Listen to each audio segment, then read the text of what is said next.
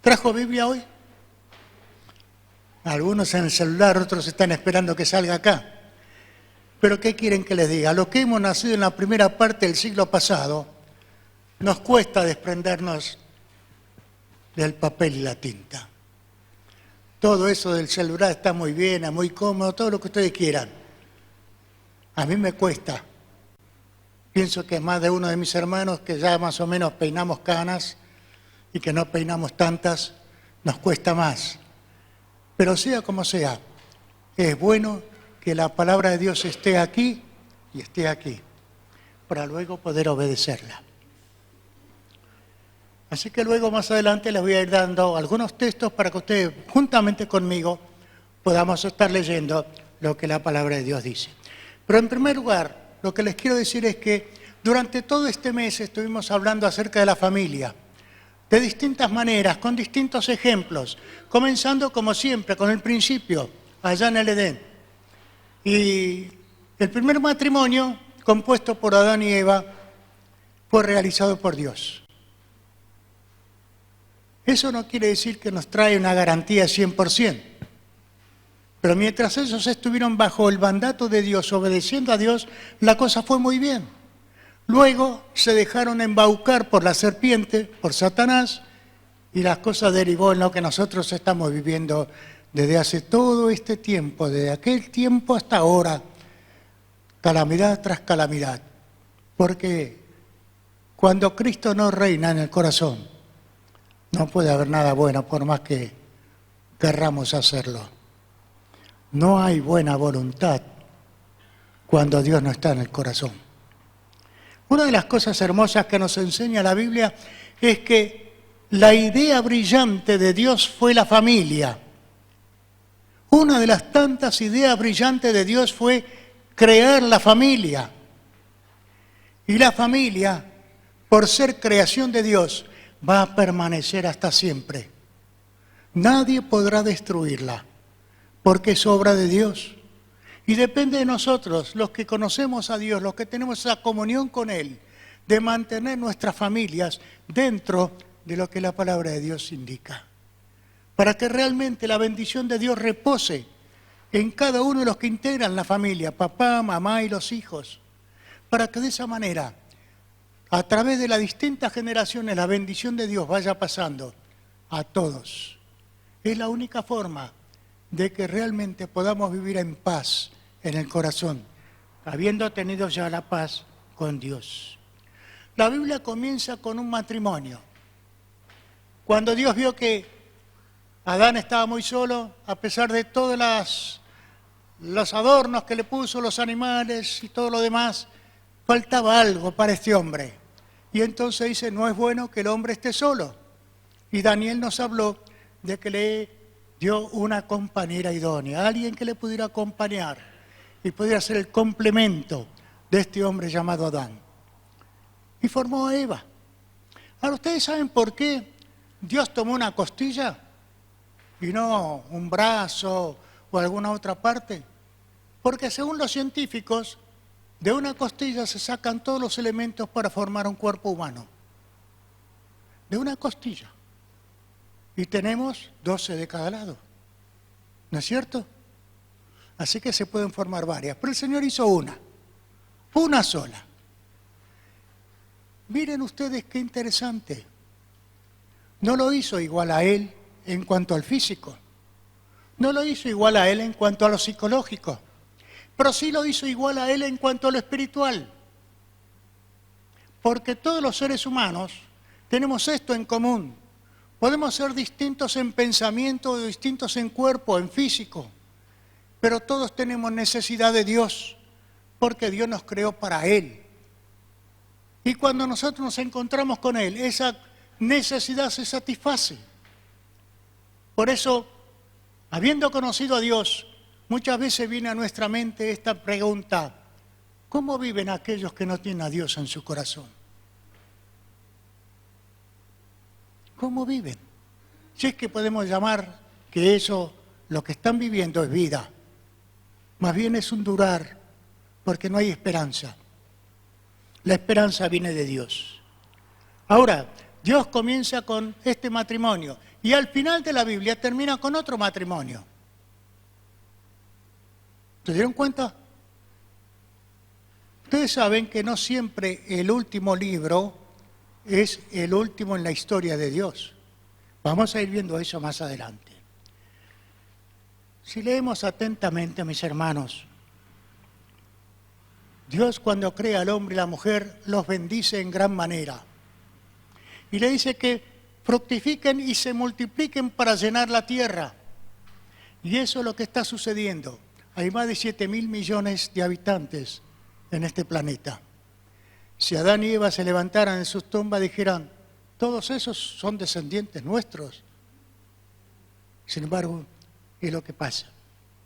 Ahora, con Adán y Eva comienza entonces la historia de la familia. Y Dios, vez tras vez, nos avisa que una familia está compuesta por un hombre y una mujer. Y cuando a veces un hombre tiene varias esposas o una mujer tiene varios maridos, la cosa no funciona, trae problemas. Y problemas muy serios. Tenemos distintos casos, distintas historias relatadas en la Biblia de personas que no han seguido el orden de Dios. Y luego se tienen que lamentar por esas consecuencias. Por eso lo mejor que nosotros podemos hacer es obedecer la palabra de Dios, fundar nuestros matrimonios, nuestras familias en lo que Dios enseña y no salirnos de ahí. Porque cuando sacamos el pie fuera de lo que la Biblia enseña, tenemos problemas y muy serios a veces. Y así la familia se fue dando de muchas maneras. Y posteriormente, el segundo domingo, el pastor Capello nos habló de otra boda, esta vez en Caná de Galilea. Y la mejor idea que pudieron haber tenido los novios y la familia de los novios fue invitar a Jesús a esas bodas. Y Jesús tuvo una parte muy importante en esa boda. Ustedes saben que la fiesta de bodas en aquellos tiempos se celebraba por casi una semana. Y había que tener alimento y bebida para toda esa gente. Y llegó un momento que el vino faltó, ¿no es cierto? Eso es lo que enseña la palabra. ¿Y qué hace Jesús? Hace aquella cosa que solamente Dios puede hacer. Pone ese punto que falta para que la fiesta sea todo un éxito. Transformar el agua en vino. Dice que había varios cántaros, ¿no? Y cada cántaro tenía más o menos casi 100 litros. Hay que fabricar 100 litros de vino. Y el Señor lo hizo. Y mostró su gloria, dice el Evangelio. Y sus discípulos creyeron en Él. Ahora Dios entonces confirma de esa manera que el matrimonio es idea de Él y que va a permanecer a pesar de todo lo que pueda tener en contra. Hoy en día están queriendo hacer una caricatura del matrimonio. Cuando dos hombres o dos mujeres se unen y quieren formar una familia, es una caricatura, no es lo que Dios enseña. Ustedes fíjense que por otro lado quieren tener hijos y no los pueden tener porque es imposible. Físicamente es imposible, biológicamente es imposible. Pero el hombre pervertido quiere hacer la suya y lo único que consigue es hacer el ridículo. Por eso, mis hermanos, tenemos que mantenernos en lo que la Biblia enseña. Enseñar a nuestros hijos, a nuestros amigos, a nuestros familiares, que seguir el orden de Dios es lo mejor que nos puede pasar. Y que cuando nos salimos del orden de Dios, comienzan los problemas. ¿Quiere abrir su Biblia? Vamos a ver qué sucede cuando el hombre y la mujer se salen, los dos, el hombre y la mujer, se salen del camino de Dios. Busque Romanos capítulo 1.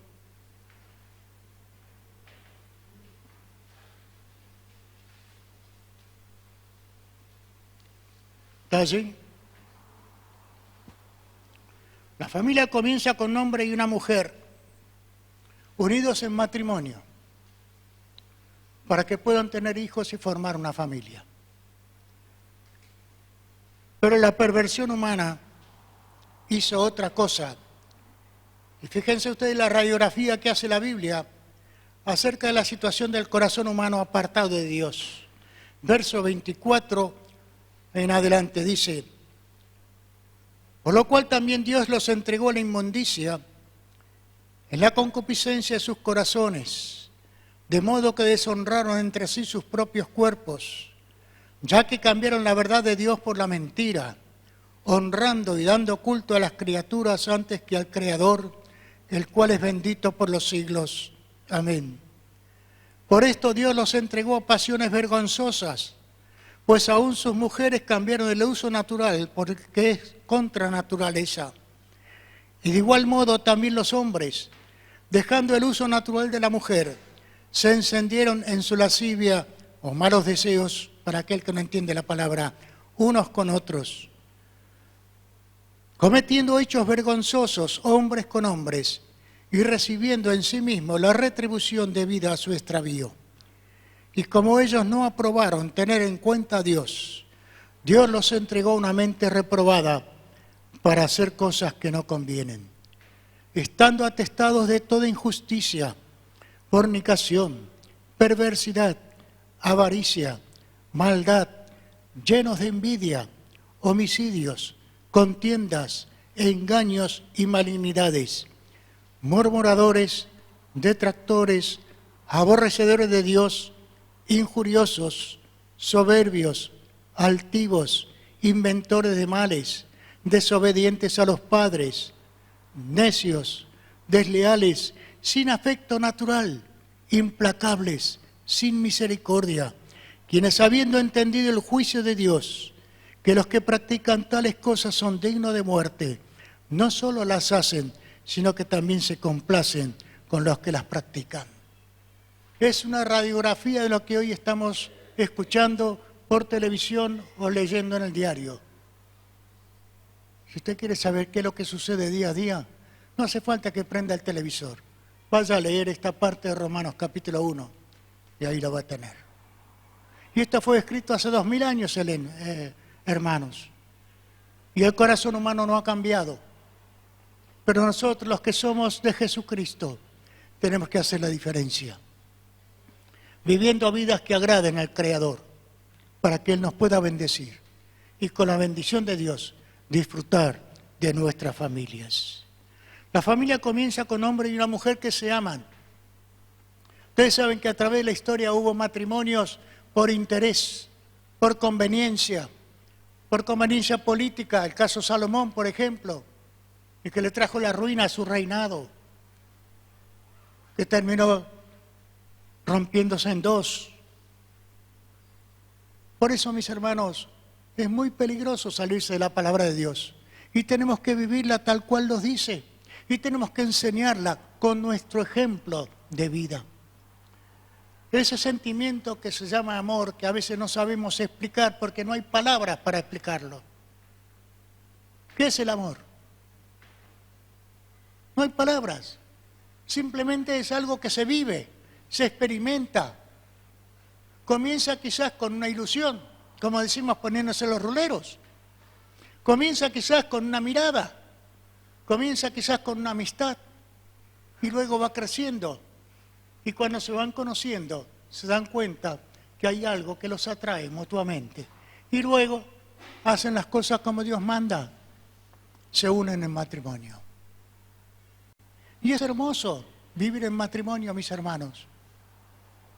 Y es hermoso cuando podemos tener la oportunidad de criar a nuestros hijos en el camino del Señor, para que ellos también tengan la bendición que nosotros hemos tenido. Y las hermanas que no tienen hijos pueden ser hermosamente tías, guiando a los hijos de nuestros hermanos y hermanas en el camino del Señor, ayudando, porque muchas veces hay cosas en los matrimonios que no ayudan, y los tíos pueden ayudar muchísimo en ese sentido.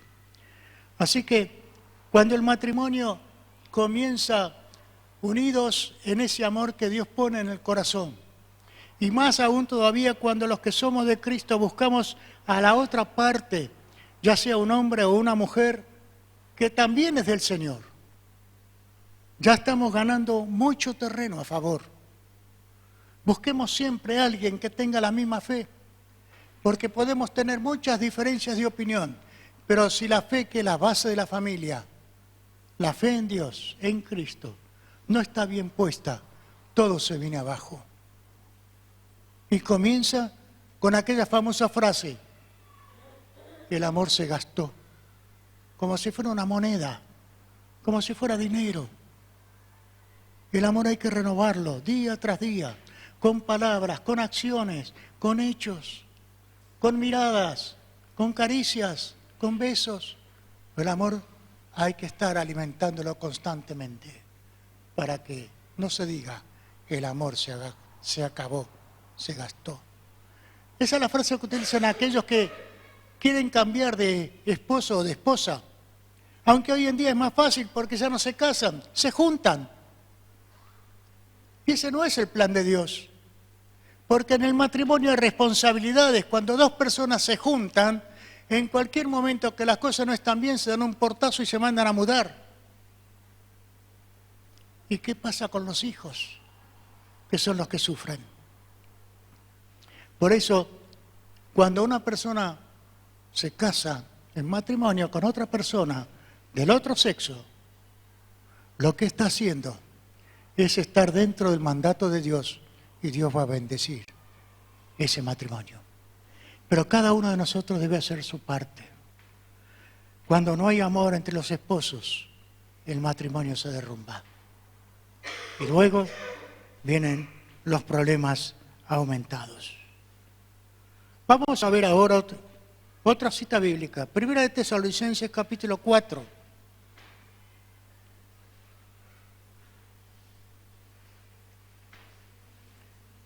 Versos 13 al 18 nos dice lo que siempre acostumbramos a hacer cuando estamos velando los restos de alguien que ha partido. Y allí se nos está hablando de que no tenemos que tener tristeza como aquellos que no tienen esperanza, porque nosotros sí tenemos esperanza de volver a encontrarnos otra vez. Pero hay una parte también que es muy interesante y que a veces pasamos por alto. Allí nos está hablando del encuentro de Cristo con su iglesia, y es lo que la Biblia llama el arrebatamiento. Y lo que otros llaman también las bodas de Cristo y su iglesia. Y yo quiero hablar por ese aspecto. Cuando Dios, en la persona de Jesucristo, y la iglesia se unen, allí tenemos nosotros las bodas, la unión entre Cristo y su iglesia. Vamos a leerlo, versículos 15 al 18. Primera Tesalonicenses capítulo 4, versículos 15 al 18 dice: por lo cual os decimos esto en palabra del Señor, que nosotros que vivimos, que habremos quedado hasta la venida del Señor, no precederemos a los que durmieron. Porque el Señor mismo, con voz de mando, con voz de arcángel y con trompeta de Dios, descenderá del cielo, y los muertos en Cristo resucitarán primero. Luego nosotros, los que vivimos, los que hayamos quedado, seremos arrebatados juntamente con ellos en las nubes para recibir al Señor en el aire, y así estaremos siempre con el Señor. Ahí tenemos las bodas de Cristo y su iglesia. Y eso puede suceder en cualquier momento, porque en cualquier momento estamos esperando que el Señor vuelva. Así que hay que estar preparados. El domingo pasado Emi nos hablaba de cómo se prepara una novia para el día de su casamiento. Y es algo hermoso porque ya van marcando en el almanaque los días que faltan. Y esos días parece que se aceleran y no hay tiempo para nada. Hay que hacer las cosas con tiempo. Pero qué hermoso es cuando llega el momento de hacerlo público y el novio y la novia se presentan para recibir la bendición de Dios. Eso no debemos dejarlo de lado nunca, mis hermanos. El verdadero matrimonio es la parte legal cuando lo hacemos ante las autoridades del país. pero también tiene otra cara de la moneda, que el verdadero matrimonio busca la bendición de Dios para que realmente el matrimonio fructifique y sea bendecido. Cuando Cristo regrese entonces, va a hacer que aquellos que estamos vivos vamos a ser transformados, porque este cuerpo sucio de pecado, enfermo de pecado, no puede heredar la gloria. Y entonces el Señor lo transforma, es el mismo cuerpo pero transformado en un cuerpo glorioso semejante al cuerpo de Jesucristo, para que podamos tener comunión con Él más íntima, más profunda. Vamos a poder ver a Jesús cara a cara. Yo no sé cuánto tiempo hace que ustedes son creyentes en Cristo, pero siempre en todo aquel creyente en Cristo hay un anhelo de poder ver el rostro de Jesucristo, de poder expresarle de alguna manera. No sé si nos va a permitir abrazarlo, pero sí es posible querer abrazarlo y darle gracias por habernos perdonado, por habernos limpiado, por haber ocupado nuestro lugar en la cruz, pagando por nosotros la deuda que nosotros teníamos con Dios. Y allí entonces se unen Cristo con su iglesia. Los que ya partieron, dice aquí la Biblia, vendrán con Él a los cementerios a buscar sus cuerpos. Te dirán, pero ya está hecho cenizas. Y Dios tiene poder para levantar de las cenizas a aquellos que fallecieron. Si tiene dudas del poder de Dios, puede ver en Ezequiel capítulo 37, luego en su casa, del valle de los huesos secos, cómo el Señor levanta todo un poderoso ejército allí, de hombres y mujeres, que lo único que había era huesos secos. Cuando Cristo y su iglesia estén unidos allí en la gloria, ahí se celebran las bodas. ¿Quién no quiere estar en una fiesta de bodas? Pero primero vienen las bodas, pidiendo la bendición de Dios. Dios Padre allí oficiando para que su Hijo y su iglesia realmente estén unidas para siempre. Como dice aquí a través del apóstol Pablo, así estaremos siempre con el Señor. ¿Tiene usted esta esperanza? Pues si no la tiene, vuelva a leer esta parte y alimente su corazón con esta esperanza, porque es lo que va a suceder, es lo que Dios tiene preparado para nosotros, su iglesia. La otra cosa que quiero decirles es que en toda boda hay invitados. Invitamos a nuestros amigos, a nuestros familiares. Ahora, es bueno que nosotros veamos una distinción. ¿Quiénes son la esposa de Cristo? La esposa de Cristo es la iglesia, que desde Pentecostés en adelante, hasta que Él venga, va a estar formada por hombres y mujeres que hemos creído en Él. ¿Y quiénes son entonces los invitados? Todos los santos y fieles del Antiguo Testamento. Ellos también estarán allí, pero no son la esposa.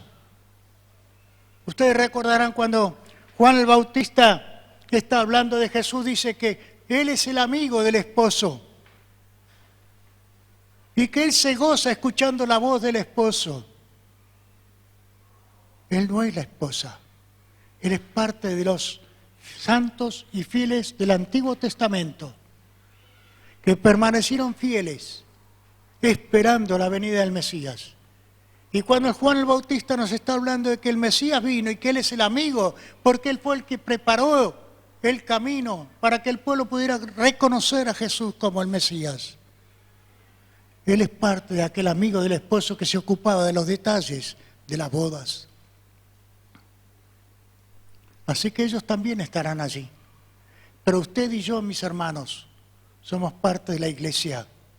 Y la iglesia es la esposa de Jesucristo. ¿Cómo se prepara el esposo? También con pasado escuchamos a Emi viendo cómo se prepara la esposa. ¿Cómo se prepara el esposo? Alguien que va a celebrar sus bodas. Se pone lo mejor que tiene. A lo mejor si normalmente se baña en 10 minutos, ese día pasará 1 hora o 2 abajo la ducha. Quiere estar impecable. Habrá ido el peluquero para que el peinado quede bien, por supuesto. Se habrá puesto perfume, un perfume que le agrade a ella, también. Pero más que nada, se pone lo mejor que tiene. ¿Y qué es lo mejor que tiene Cristo para ofrecérselo a su iglesia? Sus heridas de la cruz. Las heridas de los clavos en sus manos y en sus pies. Las heridas de la corona de espinas.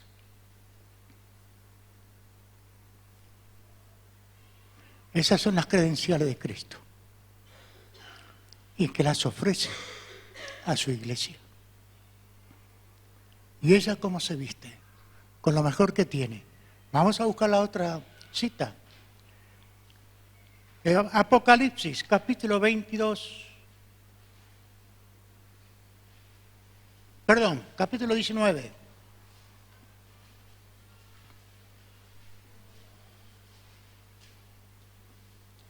Apocalipsis 19, versos 5 al 9. Dice así: salió del trono una voz que decía: alabad a nuestro Dios todos sus siervos y los que le teméis, así pequeños como grandes.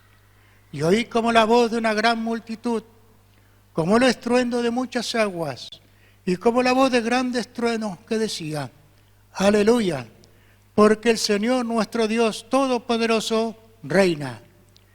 Gocémonos y alegrémonos y démosle gloria, porque han llegado las bodas del Cordero y su esposa se ha preparado.